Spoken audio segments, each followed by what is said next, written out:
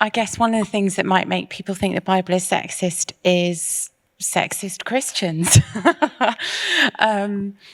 I think I would want to make a case so that is not reflective of the Bible. Beginning in the Old Testament, we've already talked about Genesis 1:27. God created human beings in his image, specifically male and female. He created them.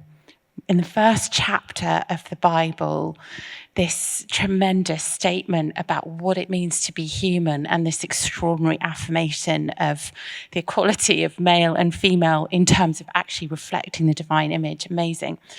Then you could even take, in the next few verses, a description of the creation account of Eve, which some people have taken to be sexist, where Eve is described unhelpfully in the English translation as Adam's helper, that she was made to be his helper, made from the rib, if you remember. Now, that Hebrew word there, which we translate helper, is the word Ezer. Elsewhere, that Hebrew word is translated as saviour or deliverer, and it is always used as a description of God himself. In other words, this role of woman to be Ezer, to be described as Ezer, is kind of prophetic of the role women are actually going to play. It's through the woman's seed that the Messiah will come, the salvation of the world will come, that evil will be utterly crushed and destroyed through her seed. So we see women playing an extraordinary role, actually. And when you understand the culture of the ancient Near East and the way women were regarded, even the fact that the suffering of women is recorded in the text of the Old Testament and regarded as being worthy of being recorded. So remember, not everything recorded by the Bible is approved of by the Bible. But the fact that rape and sexual assault and murder and mutilation of women's bodies is worthy of the attention of people reading this text actually speaks of the value given to women by the Old Testament. Then you see women playing amazing roles like Deborah, the leader of a nation, Deborah playing a role of judge and even militarily operating. And then you see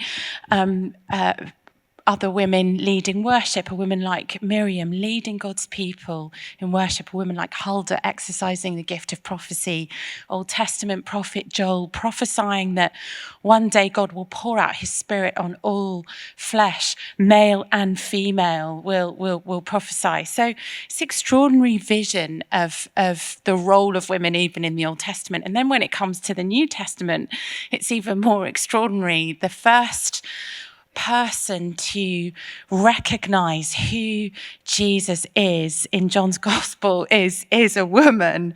The woman at the well is told, and then she becomes the first evangelist. Come and meet the man who told me everything I ever did. Women in Luke's gospel are recorded as being disciples of Jesus and of actually paying for everything. Luke's gospel chapter 8, it was out of the women's means that the male disciples were, and Jesus himself was financially supported. Then you have an extraordinary account in Luke 10 of two women called Mary and Martha. And you have this woman, Martha, playing a sort of traditionally female role, operating in the domestic sphere, cleaning stuff up, getting the house prepared, getting the food prepared. And Mary is sitting at the feet of Jesus. Now, again, if we don't know the linguistic idiom of the time, we don't understand the significance of that phrase, to sit at the feet of. That wasn't just describing where Mary happened to be sitting in the room.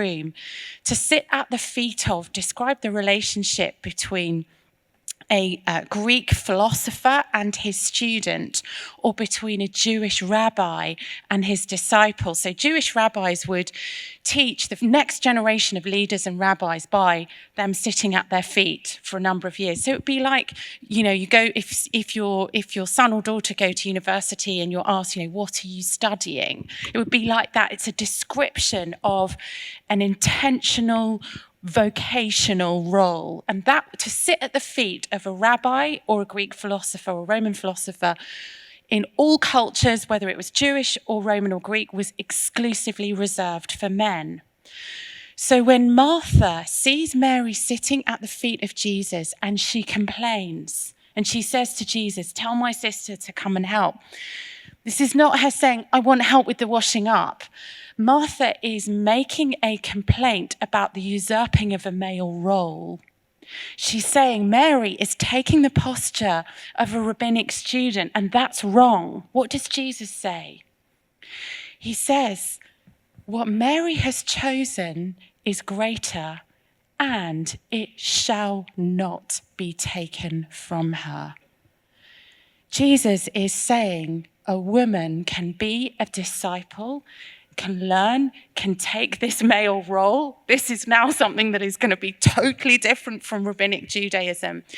He then goes on to treat women in the most extraordinary way in his ministry, to speak to women, to affirm women, to talk about women in non-sexist ways, to draw parables from female spheres, to depict God as a woman on her knees looking for a coin. You know, the most famous parables of Jesus in Luke 15. God is like a shepherd looking for a lost sheep. God is like a father running out to meet the prodigal son. God is like a woman on her knees searching for a lost coin.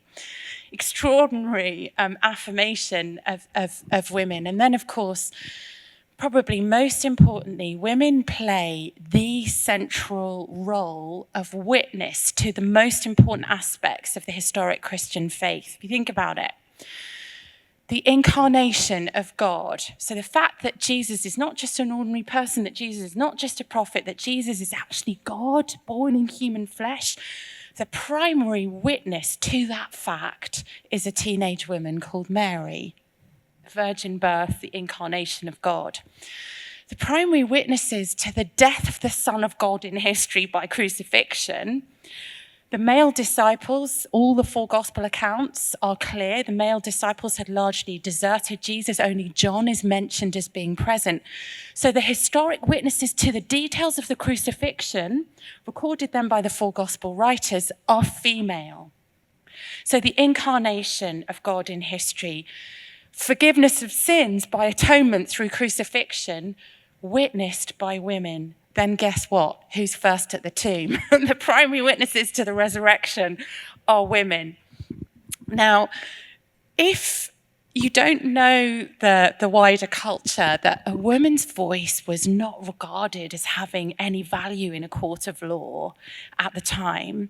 If you don't know that, you don't realize that that's actually some of the strongest evidence that the resurrection accounts are true, is that women are positioned in the narrative in the way they are. If you were making up a story about God rising from the dead, you would never position women in this way in the narrative. And scholars who, skeptical scholars are in agreement on that. This is really strong evidence that what is written is true. But think about it. The three primary historic facts of the Christian faith, the incarnation, crucifixion, and resurrection of Jesus, are primarily witnessed by women. If you won't be taught by a woman, you can't have the incarnation, crucifixion, or resurrection, so good luck being a Christian. There's no religion on earth that positions women in the way the Gospels do. And then actually, as you look at the early church, we haven't got time to, if you're interested in this, I've done longer lectures you can look up on YouTube in more detail, or there are things, articles you can read about it. I'm really passionate about this because this sets apart the Christian faith from actually any other worldview. This is extraordinary. And also the way that the early church treated women, regarded women, said to women, remain single. You don't require a husband or a father to mediate in some way for you. You can operate as a woman in the early church, unlike the cultural norms of the time. At the time, often women were, girl babies were discarded to be, aborted or left as fetuses to die, or taken then as sex slaves because women were so poorly regarded. It was the way that Christians viewed women in the early church that has shaped how Western culture views women in the world. So, no, the Bible isn't sexist. Thank you, Amy. Thank you. Yeah, give her a round of applause. That was spectacular.